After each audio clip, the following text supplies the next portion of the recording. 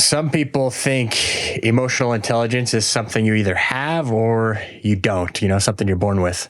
But research shows it's actually a set of skills you can train, often in moments you're already living through. And today we're not just talking about why emotional intelligence matters, we're talking about how to build it without adding more to your plate.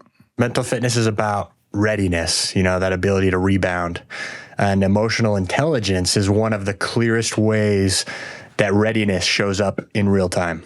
So today we'll break down what emotional intelligence actually is, some non-obvious insights from the research, and most importantly, how to develop it inside a normal day.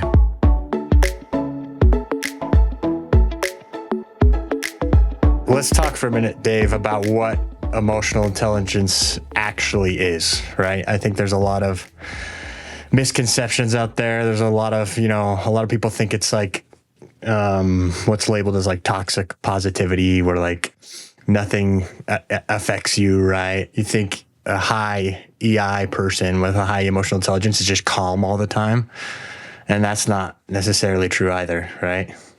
Yeah, I think emotional intelligence, it's the ability to notice, name, and work with emotions and be aware of what's happening inside you and as well as inside of others. But it's more than just, when I think of EQ, I just think of, like, before we did all this research, I just think of people skills, just like the ability to interact effectively with others, but it's deeper. I will say, and we'll probably tap into this, when you have a conversation or if you're sitting in a room with someone with high EI, like you do notice it, right? So I think it definitely translates to people skills, but it's much more than that. And it's not, a lot of times it's been kind of soft skill, but in the frame of mental fitness, like it's vital for that connection to self, right? So one reason emotional intelligence gets dismissed is because people think it's this vague or like soft skill. But when you look at the research, it's anything but that, right? There's been decades of research, and emotional intelligence is consistently linked to like real positive outcomes in your life, whether that's better stress recovery, better mental health, better performance in work, leadership, better relationship functioning, and kind of those people skills like you're saying, right? So, and importantly, these effects show up independent of IQ. So this is not a lot of highly intelligent people lack EQ, and some people with high EQ, may not be necessarily highly intelligent in other areas, but it's in and of itself a very important area. So this is not about just being nicer or being more emotional. It's about understanding how your brain and nervous system process pressure, conflict, and uncertainty. And I think in today's world, this has always been an important skill, but in today's world, this is more important than ever before, to be able to have that self-awareness and understand the way things impact you. High performers understand why they're feeling certain ways, how to react, how to get themselves out of maybe a bad feeling or a funk, what motivates them, what gets them excited. To optimize your performance in any area of life, it's understanding how your brain ticks. And like we said, there's decades of research and, countless studies on emotional intelligence. So just give you a snapshot of some of the outcomes, right? Like, why would I want to develop emotional intelligence as a listener? And then in a second, we'll get into how you actually build that skill. Because again, it's not a genetic thing, right? It's not like you're born with blue eyes. It's a skill. So what are some of the outcomes of having a higher EI? Well, if you have a high emotional intelligence, and that's referred to sometimes as EI and sometimes as EQ, and so we'll refer to it as both. Right. But high EQ people tend to recover faster from stress instead of staying stuck in it. They experience lower burnout, emotional burnout time. So burnout's a big thing in work, but if you can understand what's happening inside, you can avoid that. You can navigate conflict with less escalation. Think how important that is at work. Think how important that is in your personal relationships. And people with high IQ tend to perform better in roles that involve people, feedback or pressure. And so that's no matter what you do for a living, or there's leadership roles in every industry, in every career path, and people with high EQ tend to do better in those roles. It's not that you feel less emotions, right? It's that ability to like rebound. So one of the most consistent findings in the research is emotional intelligence, or EQ, predicts how people respond under stress. All people are going to experience stress, right? No matter what, but it's that ability to respond, when the stress shows up. And that distinction matters. So I was having a LinkedIn conversation with someone, and they were commenting on one of my posts and saying, yeah, it's great that you've been able to remove stress from your life. And I was like, no, I've not removed stress from my life. I've learned better how to respond to stress. Stress is a good thing, and it's a necessary thing. When we usually talk about stress in the negative context, we're talking about a sustained state of being stressed, which is not good. And that's the difference, is that people, they, like you said so well, they know how to respond to stress. And people probably see that in you. I've seen that in you as well. Maybe that even kill, calm, but I work with you. You still experience stress, but you've worked on emotional intelligence as a skill, right? Like you've been conscious of it. So just like physical fitness, right? Those skills, these are built through repetition, not just education and learning. Like it takes repetition. So yeah, the research shows it's not something you're born with. I mean, it's not just right. This is the good news, right? If you feel that you need to improve in this area, the good news is it's not necessarily an innate trait that we're born with, that it is something that is learned. Yeah. One reframe or way to think about it is stop treating emotions, or start treating emotions as information. Stop treating them as interruptions, right? Think about, stress is probably a really common term used today, and it's kind of a blanket emotion, right? So think about the last time you said, you get home from work and you're like, how was work, to your partner or spouse? And you said, oh, it's stressful, right? I'm stressed. Part of emotional intelligence is distinguishing that, like, what kind of stressed was it, right? Are you working towards a deadline? Like, is it more so pressure, right? Because that's different from stressed. So I think, treating these emotions as information, because one thing about emotional intelligence, and this is kind of a newer term I wasn't familiar with as much before the research, is emotion granularity. That's what it's strongly linked to, right? Is this emotion granularity, that ability to precisely different emotions, right? We just talked about stressed, differentiating that from like pressure or anxiousness, right? Or anxieties. And the key thing here with emotion granularity is your brain cannot regulate what it cannot distinguish, right? So if you're just saying stress, like you said, you're in this constant state of stress. But if you can say, hey, instead I'm feeling pressure, right? Your brain knows what to do with pressure versus just the vague stress label you're giving yourself. Right. So just going back to something you just said a minute ago, we need to treat our emotions as information, or the way I would say it is as signals. When we are feeling different things, good or bad emotions, when we're feeling elated and happy and excited or anxious and overworked or overwhelmed or whatever the feeling is, it's a signal. It's a signal to the things that are happening around us. And the more we can ask why, the better we can start to process that. But then what you're talking about now is how do we process that, which is the key thing. Being able to, instead of using vague terms, be precise. So I'm angry is very generic, but you can say I'm frustrated with the pace at which things are happening on my team at work.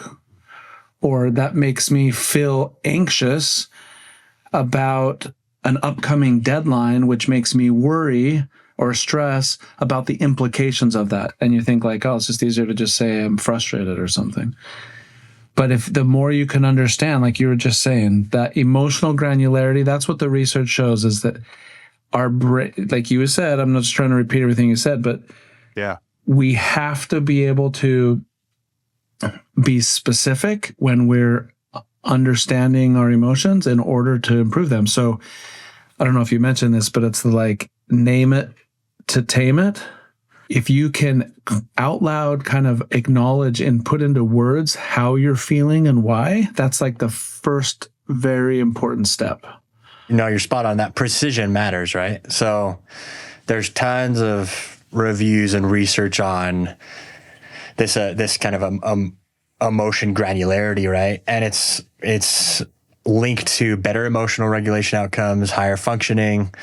But those that have lower granularity, those that don't get precise, like you're saying, Dave, it's linked to poorer regulation and a higher mental health risk, right? But here's the thing, like we said, it's a skill. There's so much evidence that if you practice this emotional granularity through training, through repeated real world tracking and what it should look like, it's not a fixed thing, right? So that precision reduces the intensity of the emotions, right? It's not just a catchy thing. We're saying that it's evidence backed. Let's do a quick live guided exercise, just so, listeners and even ourselves can kind of walk through what this might look like, right? So before we keep going, want you to pause and actually just practice this, right? So if you're driving, of course, and you're listening to the podcast, keep your eyes open, pay attention to the road. If you're somewhere safe, to pause, just settle in, sit down for a second. Yeah, this is not meditation. You're not trying to calm down or change anything. You're just noticing. This is one neuroscience-backed simple practice called affect labeling, or, like I mentioned earlier, name it to tame it. So Matthew Lieberman and colleagues, that's where the research comes from. They showed that putting feelings into words can reduce amygdala response. Amygdala is the emotional part of your brain, and engage the prefrontal cortex regions of your brain involved in regulation. So the prefrontal cortex of the brain is like the manager, the CEO of your brain. The amygdala is the emotional response. Both are important and have a role. But when you're feeling emotion, the research shows if you can put it into words, it transfers it from the amygdala to the prefrontal cortex, which gives you the ability to tame it. So name it, then tame it. Okay, so take one slow breath in through your nose and one slow breath out, right? Bring the attention inward to your body.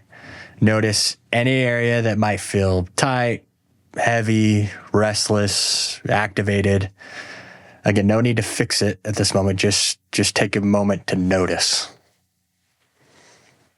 Okay, now ask yourself, what am I feeling right now?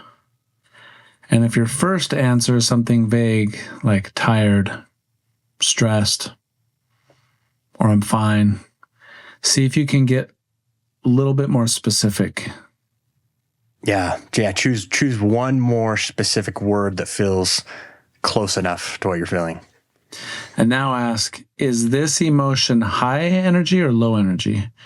Is it more about uncertainty, loss, blocked progress, or connection?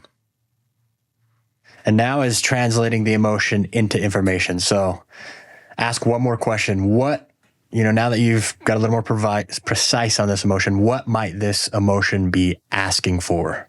Not what you should do, just what it might need, right? Is it clarity, rest, reassurance? Is it boundaries? Is it movement, connection?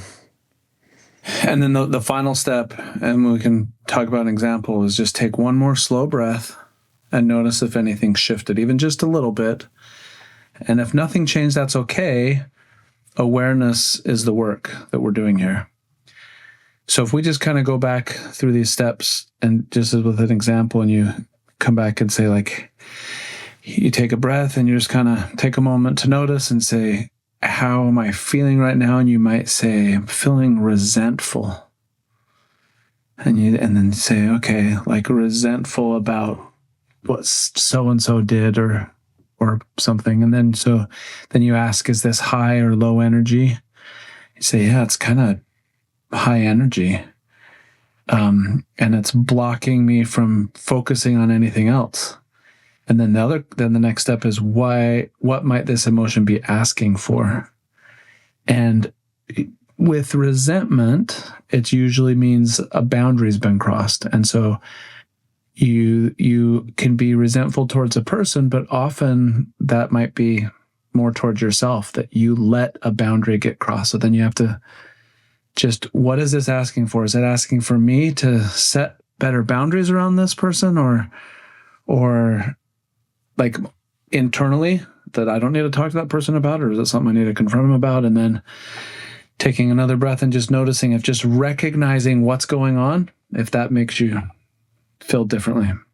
And thanks for walking us through that, Dave. What Dave just did, and listeners, if you did this in real time, this is practicing emotional granularity, right? In real time. You noticed, you named, and hopefully you created space, right? And the important thing is you didn't eliminate the emotion. This isn't, those steps aren't just to get rid of the emotion. It's to understand the emotion. That's what creates options. That's what moves it from the amygdala to the prefrontal cortex of the brain, which puts you back in control of deciding now how to handle it. So the Mental Fitness Podcast, we're always trying to offer, practical, skills you can use in your everyday lives, right? So let's walk through 5 or so skills. You can call this your daily emotional intelligence skill stack, right? Let's do that. But just for a minute, before we do that, let's just take a step back and just think. We kind of talk, whatever your perception of EQ or EI is coming into this episode, and you think of people that you think have high emotional intelligence, and you think like, what makes them high emotionally intelligent? And what we've talked about so far, whether they're formally doing those steps or not, they are in a given setting able to understand, and a conflict breaks out at work and they're able to perceive what's happening. They understand, oh, this person did that. That probably is frustrating to you. You felt frustrated, and so you responded this way. It made me feel this way. And you're just like, wow, how did they just seem to have like such control over everything? It doesn't mean that they didn't feel the same emotions. They were just, while everything was happening, had a level of consciousness to understand what was happening inside of them and inside of other people. And that allowed them to sort of de-escalate the situation or move past it or understand, how to improve it next time. And so that's what we're trying to do. And so everything up to this point has sort of been understanding that. And now, as Luke said, here's the 5 skills that hopefully you can walk away with to help you improve develop and improve EQ over time. I'm actually glad you paused there, Dave, because one of the things I was thinking about in preparation for this episode is, one, like looking at myself and that connection to self and awareness. But 2, to your point, you can see this in other people. And honestly, that's one thing to take away from this is like when you're in a big team meeting or sitting around a table with people and big news or bad news comes up, look around at how people respond, right? And you can easily see people that have a higher emotional intelligence or EQ, right? It's kind of easy to see. One of the easiest ways is people just taking a second to respond. You'll notice some people hear something and they respond instantly, right? But when people are just okay with some silence before they respond and they're kind of taking things in, like, I feel like that's one signal of EQ in someone. Five skills here that you can take into your life, right?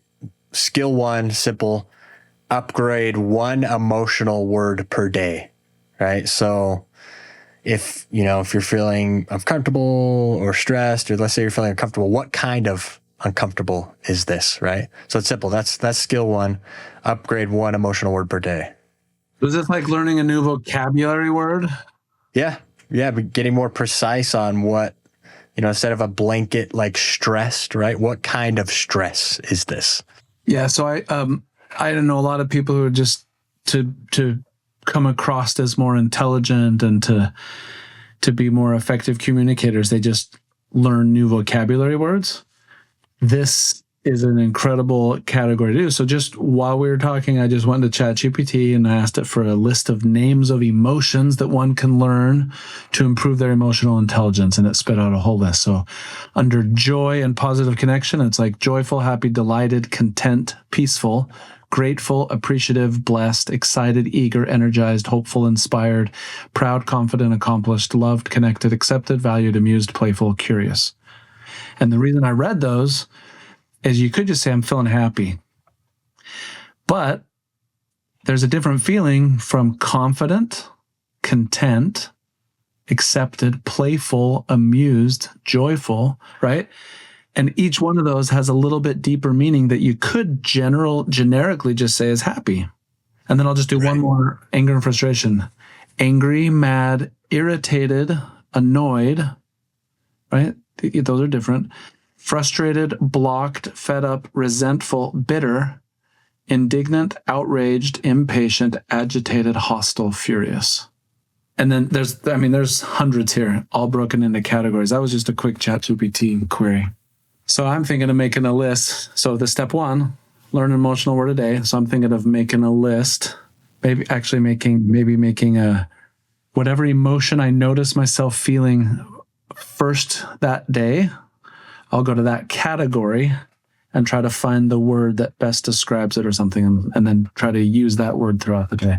Okay, sorry, that's step one. No. On this note, what I think we should do is build a, emotion vocabulary list of these different areas, and let's publish it on mental.fitness. Yeah, let's do it. So, we'll put a link. We'll put a link in the podcast description.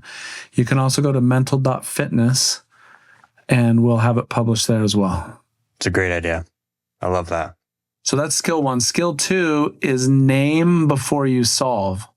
When you have a problem arise, right? You're feeling something, it's stress, frustration, whatever. Before you try to immediately start solutioning that problem, just label the emotion. Before fixing, before venting, before reacting, just label it and say, I feel violated, or whatever it is. Like, name the emotion first. So that's the second skill. First skill is learning the vocabulary, taking time each day. Second skill is developing the habit of naming an emotion before responding at all, just acknowledging that that's how you feel. And then what's the third skill, Luke? I think this one's one of my favorites. It's called the 90-second pause. This is one that's practiced a lot in the research. So when emotions spike, delay your reactive behavior for 90 seconds, right? And it might feel like an eternity at sometimes when the emotions spike and are high. But I think giving yourself space to respond instead of react. This is, by the way, responding versus reacting is a common theme we've heard from guests on this podcast of like a key skill they've learned in life. So there's a lot of old adages that you've probably heard. Think before you speak. Count to 10 before you answer. Take a breath. Pause, then respond. Never speak in anger. Say what you mean, but don't say it mean. I mean, these are just sayings of things, but these old adages were learned by experience preceding the science, the neuroscience that explains the why. And we kind of talked about it earlier. But the reason, I'll just very briefly, from what I understand, I learned this from Arthur Brooks, who's very well respected neuroscientist. I've seen it many times since then. I first learned it from Arthur Brooks. But just to super quick, the amygdala part of the brain is the emotional part of the brain. And its response time, and I don't have the facts in front of me, but it's like milliseconds, meaning when there's a perceived threat, that part of our brain responds instantly. It's the fastest responding part of the brain, and it's designed that way. When you turn around and you see a dog running at you about to attack you, the emotional adrenaline gets you to start running or reacting for self-protection before you're even aware of what's really happening, before you can consciously realize that's a dog, or it's my friend playing a joke on me and they're scaring me. It's like when you get a jump scare from a friend, you jump and you scream before you even can process, this is just a joke. That's my friend. I have no reason to be afraid. But that is designed, that's part of our biological nature, and it's designed that way for protection. The prefrontal cortex, it takes longer, sometimes a couple seconds of processing our sensory information before it understands what's happening.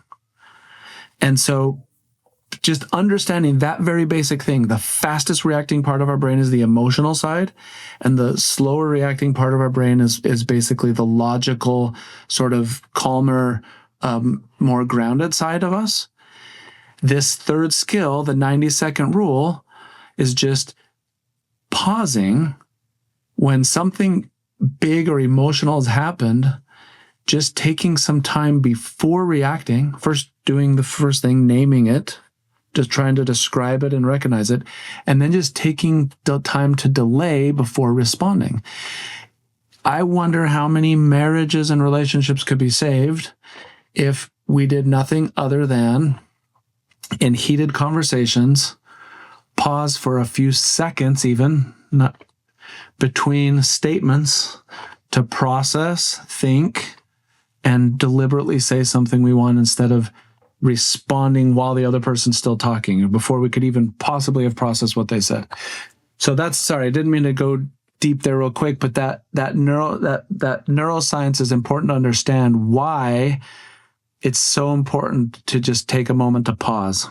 That's the third skill, is pausing. What's number 4? Fourth one is 1 minute emotional debrief. So what emotion showed up most today? What triggered it? How did I respond? Sort of at the end of the day, taking a moment, and a lot of people do this. If you journal, you do this. If you pray, a religious practice of praying, then you do this. If you with a spouse or a friend at the end of the day, if you just sort of debrief on your day, most people in some form or another take time to sort of reflect back on the day. But this is specifically an emotional debrief, to just, as you're reflecting back on the day, okay, did I get my to-do list done? Did I do this or this? Taking time and just asking these 3 simple questions. What emotion showed up most today? Like, what was the predominant feeling today? Was it one of frustration? Was it one of excitement? Was it one of accomplishment? And then the second question, what triggered it? And then the third question, how did I respond? And it's not judging, it's just increasing awareness. If you can just say, it might even be, if you are a journaler, just write a word, write one in your journal. The one word the one emotion that was most predominant that day, and then one line of what triggered it, and then one line of how you responded. And that habit can significantly increase your awareness. Yeah, it reminds me of like, if you've been an athlete, or have an athlete in your family or something, it's like your game tape debrief, right? Like you're reviewing the tape of your game for the day, and with those questions in mind. I love that. Yeah. All right. This show is all about mental fitness. And here's something most of us don't admit. Everyone has those moments when you feel overwhelmed, stuck, or unsure, and what's actually going on in your head. That's why we built New. New is a mental fitness platform designed to help you clear your thoughts, reflect, notice patterns, develop habits, and get support that fits who you are. It remembers your goals, your wins, the things you're working on, and helps you stay on track. Not therapy, not toxic positivity, just real support when you need it. If you want to be part of the early access group, head to talkwithnew.com. That's talkwithnue.com. Sign up now and get 3 months free. Skill 5 is translate emotion into need, right? Meaning it's very important to be precise, right? All these skills are kind of talking about, being precise and labeling that emotion, but every emotion points to a need, right? So translate that emotion that you've pinpointed into a need. What if instead of stress, let's say it's a work one, right? Instead of just saying stress, and you've done better to pinpoint that to pressure. Maybe you have a big deadline coming up and your boss is on you and it's in 2 weeks, right? What's the need there? You can get a lot more specific in your response in order to meet that deadline, right? And calm down your nervous system in a way to do that versus just stressed and all over the place, right? That precision in pressure points to a need, and you can now do something with that, and your brain can as well. Yeah. And in these 5 skills, I don't try to take on too much. I think it's just, even if you only focus on one of the skills, but don't worry about how well you're doing per se. Just the practice of putting forth effort here will increase your emotional intelligence. So just reviewing them, upgrade 1 emotional word per day. Try to increase your vocabulary of specific emotional words. Skill 2, name before you solve. Naming the emotion. Step 3, 90-second pause, allowing the prefrontal cortex to sort of process everything from the emotional amygdala before you take action. Skill 4, at the end of each day, take 1 minute to do an emotional debrief. Ask yourself, what emotion was most predominant today? What triggered it? How did I respond? And then the last one that Luke just talked about, translate that emotion in need, trying to just reflect and understand, why am I feeling this way? What's the need that this emotion, it's a signal. What signal is my body trying to tell me that I need to be doing? Those 5 skills can be learned by anybody and can significantly improve your emotional intelligence. Okay, so how do we measure progress, Luke? Now we understand great outcomes in your life, right? If you can increase your emotional intelligence, your EQ. But how do you measure progress? How do you know you're actually improving this area? And the easiest way is, again, progress does not mean you're having fewer emotions overall, right? Progress means you have faster recovery, or you're rebounding faster, right? So those high spikes in emotion, right? You might be, let's say someone makes me super mad or angry or something, and that I'm just stewing on it for a whole week, right? Now, after you practice this, maybe it'll last 2 days, and then eventually maybe it'll last 10 minutes, right? So that ability to rebound, that faster, how quickly do you return to baseline? That's one really simple way to measure progress. This is an important point because, like you said, it's not having less emotion.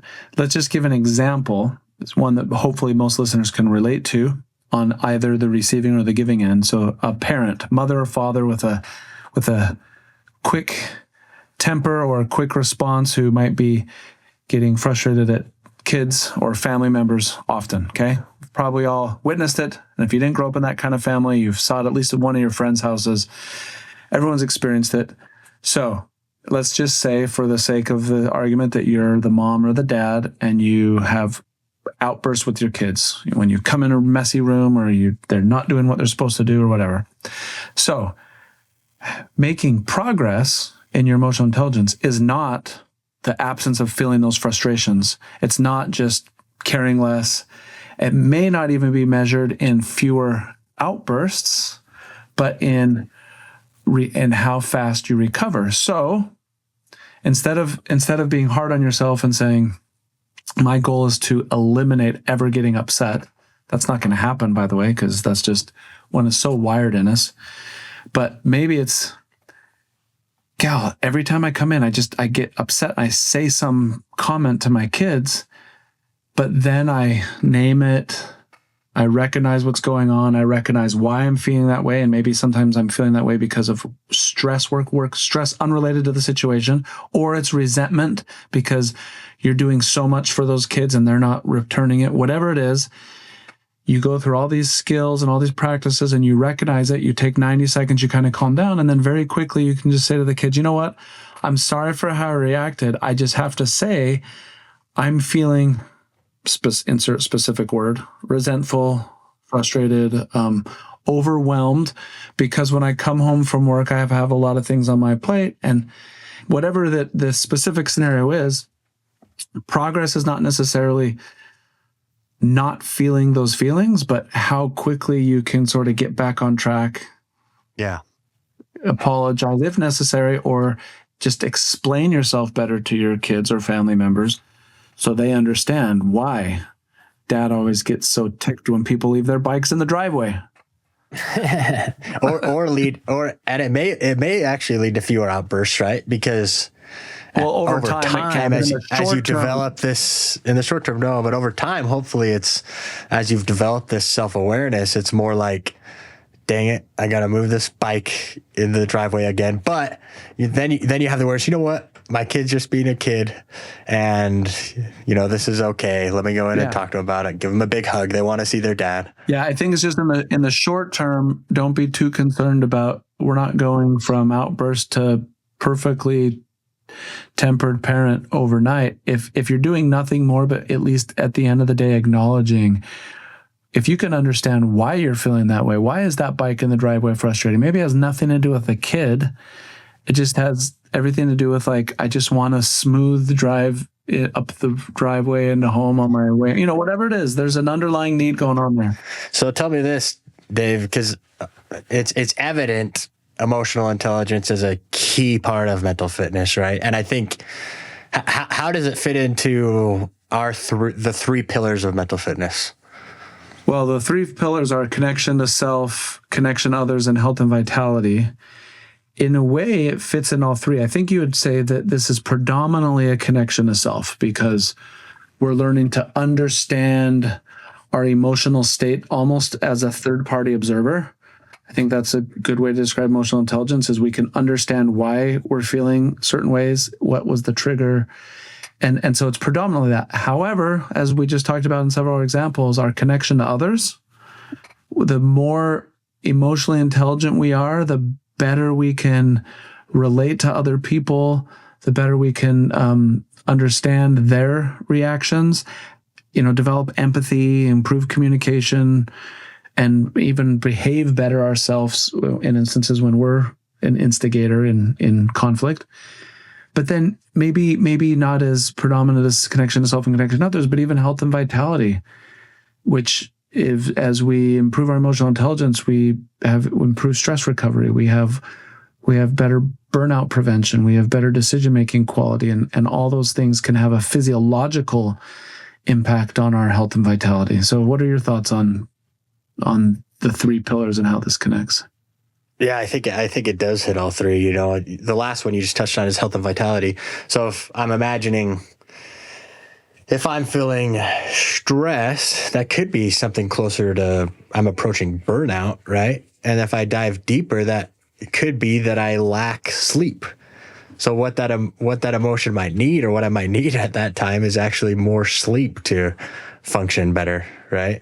So it really does hit all three pillars: connection to self, connection to others, and health and vitality. Awesome. Well, a quick reflection then, summarize a little bit here. Emotional intelligence isn't about fixing yourself. It's about understanding yourself, right? Yeah, that's right. And understanding gives you options for how you respond, and options create resilience. If this episode helped you, or sparked any ideas, try one of these skills today. Just one of them, right? Whether that's 90 seconds or labeling emotion, just try one.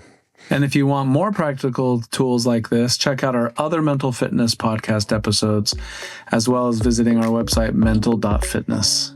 Absolutely. Thanks for listening, everyone. We'll see you next time.